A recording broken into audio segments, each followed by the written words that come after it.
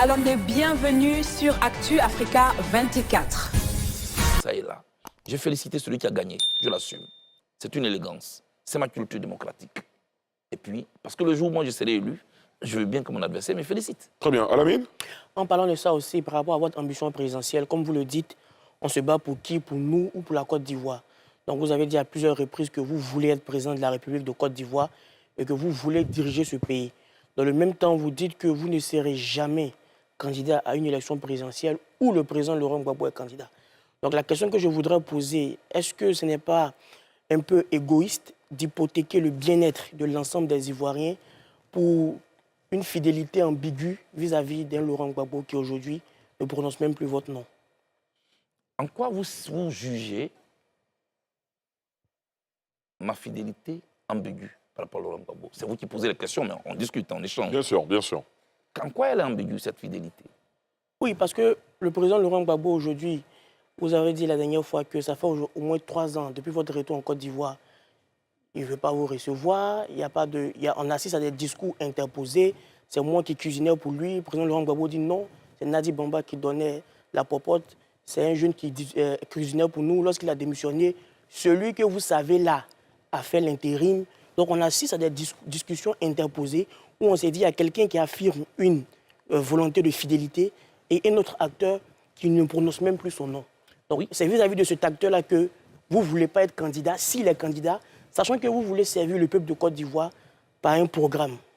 D'où la question. Le président Gbagbo a été président à 56 ans. J'en ai 53. Le président Ouattara... Dans 3 ans, il n'y aura pas de présidentielle. Donc, oui, si j'aurai 58 ans en 2030. Si vous remportez l'élection. Voilà. Non, j'ai dit j'aurai 58 ans. Ah d'accord, très bien. En 2030. Donc, en fait, vous dites que vous avez du temps. Moi, j'ai mon temps. Deuxièmement, moi, je suis africain. Sur ce plateau, et Ali Diarra est là, je dis que je ne veux pas commenter mes rapports avec le président Gbagbo. Le président Gbagbo, c'est un père pour moi. C'est moi qui l'ai décidé. Ce nom de mon père s'appelle Blénier pour Marcel. Mais je dis que le président Gbagbo est mon père. En Afrique, un père peut se permettre tout ce qu'il veut sur son enfant. Même en plein village, en pleine rue, il peut même vous taper. Mais quand il s'agit... Allez-y, allez-y. Vous l'assumez. Mais vous n'avez pas le droit, vous, de même élever le ton sur lui. C'est dans cette démarche africaine que je suis. C'est cette éducation que papa m'a donnée. Et donc, pour le reste, j'ai juré fidélité au président Gbagbo. J'ai traversé les pires moments de ma vie avec lui. En 2002, quand il a fait face à une rébellion, tout près ici à la place de la République, contre tous les avis de ses collaborateurs, j'ai appelé ici à une manifestation. Vous connaissez la suite. Pourquoi contre les avis? Il ne voulait pas du tout. Je peux le dire sur ce plateau. Qui ne voulait pas? Le ministre FPI était contre le rassemblement auquel j'ai appelé à la place de la République en 2002. Il disait que c'était inopportun. Je me suis entêté. Et c'est mon entêtement en 2002 qui a sauvé la République. Deuxièmement, en 2004, quand les chars français ont encerclé la résidence du chef de l'État, vous étiez peut-être trop jeune, mais vous savez de quoi je parle. On disait qu'il faut que les jeunes rentrent à la maison. Contre cet avis, j'ai appelé les Ivoiriens dans la rue. L'armée française a reculé. Ça, c'est ce que moi j'ai fait. Je vous épargne les détails jusqu'à ce que, parmi tous ces collaborateurs, on l'arrête, on m'arrête, on nous amène nous deux à la Cour pénale internationale. Monsieur Lamine, c'est ça qui est le combat, c'est ça que moi je compte. Les assiettes, les cuillères de la CPI, c'est pas important. Même quand le bonheur du peuple ivoirien en dépend. Le bonheur du peuple ivoirien. On peut le retarder. C'est ce que je suis en train de faire. J'aurais même été candidat aujourd'hui que je n'ai peut-être pas eu de chance de gagner. La preuve, la candidate que j'ai soutenue n'a pas gagné par rapport aux conditions qui ont été créées. Vous voyez, on a tout le temps. Le plus important, ce n'est pas le fauteuil présidentiel. Le plus important à la mine, c'est l'idéal qu'on porte. Et quand on porte un idéal dans lequel on a confiance, on se donne le temps. On n'est pas pressé. Et moi, je ne suis pas pressé du tout. Parce que j'ai le temps de partager avec les Ivoiriens ma vision. Et puis le temps viendra où, s'ils veulent, ils me confient la gestion de ce pays. Alassane? Alors, une atmosphère mortifère aurait été créée à la faveur de cette présidentielle-là par certainement le Front commun, avec des discours belliqueux, avec un appel à bloquer tout, d'autres personnes, d'autres figures de la société civile ivoirienne. Et après la proclamation des résultats, dans sa première prise de parole, la candidate que vous soutenez, Dr Simone Yves Gbagbo, donne aussi ces mêmes actions comme étant le résultat ou la cause de ce que nous avons eu comme résultat. Est-ce que vous pensez aujourd'hui que le Front commun constitué du PPACI et du PDCI-RDA est à la base de l'échec des candidats de l'opposition à cette présidentielle face à Alassane Ouattara? D'abord, finalement, moi je ne sais plus qui a appelé les jeunes dans la rue. Parce que le président Gbagbo dit qu'il n'appelle personne dans la rue. Le PDCI dit qu'il n'a appelé personne dans la rue. Mais personne ne les a arrêtés pour leur demander de rentrer chez eux. Donc, à l'heure où je suis, dans ce bilan, je ne sais même plus qui est accusé. J'ai vu des têtes qui sont venues appeler, mais en tout cas, les leaders ont dit qu'ils n'auraient pas appelé. On a vu par exemple, pour être un peu plus précis, si vous me permettez, on a vu par exemple une vidéo de Damana Picasse, qui n'est pas n'importe qui au sein du PPACI, qui a fait une vidéo pour demander aux gens de sortir, de prendre d'assaut les rues. Je parle des leaders principaux du Front commun. Laurent Gbagbo est la figure emblématique du Front commun. Tiden Thiam est l'autre figure avec ses porte-parole. Bon, lui, il aurait dit aussi qu'on a 7 jours pour libérer la Côte d'Ivoire depuis Paris. Oui, ça, je pense que vous avez entendu ce que j'ai entendu. Moi, je ne veux pas me comporter en procureur. Ce que je veux dire ici, si les causes de l'échec de la candidate Gbagbo peuvent s'expliquer par cette atmosphère mortifère, oui. Maintenant, est-ce que ceux qui sont à la base de notre échec en tant que tel, je ne suis pas de ceux qui accusent les autres d'être à la base de leur malheur. Moi, je tire les conséquences, les enseignements, et puis je me réorganise. Mais je pense qu'on pouvait faire les choses autrement. Ce à quoi j'appelle, c'est une union dans la franchise, en tirant les leçons de ce que nous avons vécu tout récemment. Parce que finalement, l'adversaire de l'opposition de Côte d'Ivoire, c'est elle-même, l'opposition. Chacun veut gagner, et finalement, personne ne gagne. Nous avons des forces individuelles, dispersées, qui finalement, parce que non unies, deviennent une faiblesse pour nous, face à l'adversaire commun, qui est le régime en place, qui fait la prison.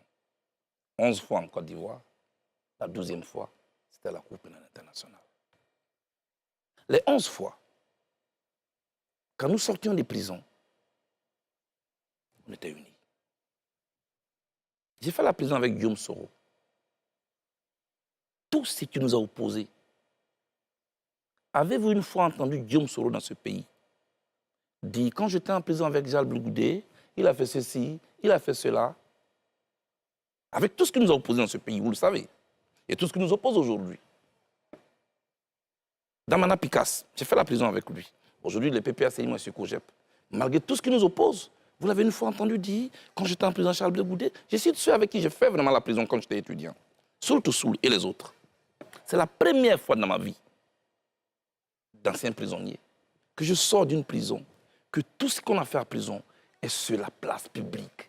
Ce monsieur qui vient de parler, avec mépris, regardez comment quand il parle de ma femme, il dit, je veux parler à cette dame. Il s'agit de Demba Traoré, pour le préciser, qui représente donc à la Le président m'a dit, je veux parler à cette dame. D'abord, le ton condescendant ne peut pas venir du président Gbagbo. Je connais le président Gbagbo, plus que lui. Mais il dit qu'il était témoin au cœur. Il a été témoin, je suis en train de vous parler. Très bien. Ce monsieur n'a jamais perdu une seule seconde de sa liberté. Donc, il ne sait pas ce que c'est qu'être en prison. Parce que lui, il venait à la prison. Moi, j'étais en prison. Avec le président Gbagbo. Alors, ce qu'il dit n'est pas vrai. Pourquoi? Je savais que c'était un complot. Aujourd'hui, comme vous insistez, et vous avez beaucoup insisté, depuis que je suis arrivé en Côte d'Ivoire, vous me mettez le doigt dans la gorge. Je dis, je ne veux pas en parler. Je ne veux pas, parce que je connais les conséquences. Mais vous voyez comment il est en train de me diaboliser? Juste pour se faire de la place. Juste pour que mes amis de gauche dont vous parlez puissent me haïr aujourd'hui. Je vais leur parler aujourd'hui. En prison, le président Gbagbo ne m'a jamais parlé par intermédiaire. Depuis que je le connais, que je fonctionne avec lui, dans notre fonctionnement, il ne me parle jamais par intermédiaire. La seule fois qu'il m'a demandé de faire une commission, c'était dans sa cellule. Moi, j'ai vu mon mentor, mon chef, tout malheureux. Il m'a fait une seule commission que j'ai menée à bien. Je vais vous citer des noms aujourd'hui. On en finit ça avec. Parce que mon silence risque de se retourner finalement contre moi. Président, qu'est-ce qui n'y va pas? Il me dit, il y a un problème. Président, il y a quel problème? Ça, c'est la commission qui m'a faite. Il me dit, la maison qui sert de siège au Front populaire ivoirien appartient à Nadi Bamba. Je dis, mais comment? Les petits, il faut laisser ça. Donc, elle est en colère. Est-ce que tu peux m'aider? C'est tout ça que vous voulez que je parle ici? Je vais dire, vous me mettez en mission? Il dit oui. Afi N'Guessan, dont on disait qu'il était mon ami. Si j'étais en parlant avec lui, comment j'aurais fait cette mission? Donc, le lendemain à 7 h, quand on ouvre les cellules, il est 6 h à Abidjan. Je vais au téléphone chez les gardes. Je demande à parler à Mme Angéline Kili, que je salue au passage, l'épouse d'Afi N'Guessan. Je l'ai au téléphone, heureusement. Je dis, maman, passez-moi votre mari. Hésitante qu'elle était, je la taquine. Maman, où vous faites chambre à part? Elle dit, non, elle me le passe. Je dis, président Afi, je cite des noms, il est en vie. Le président Gbagbo souffre d'un problème. Votre siège est la maison de Nadi Bamba. Est-ce que vous pouvez rétrocéder cette maison? Il dit, mais ce n'est pas possible. Nous, c'est nos DG qui ont cotisé pour payer cette maison. Comment elle appartient à Nadi Bamba? Je dis, laisse tout ça, président. Fais-le au nom du président Gbagbo. Je t'en prie. Pour sa santé en prison, fais-le pour lui. Il dit, OK. Comme elle m'a traduit en justice, là, c'est le président Afi qui parle. Le président Afi qui parle.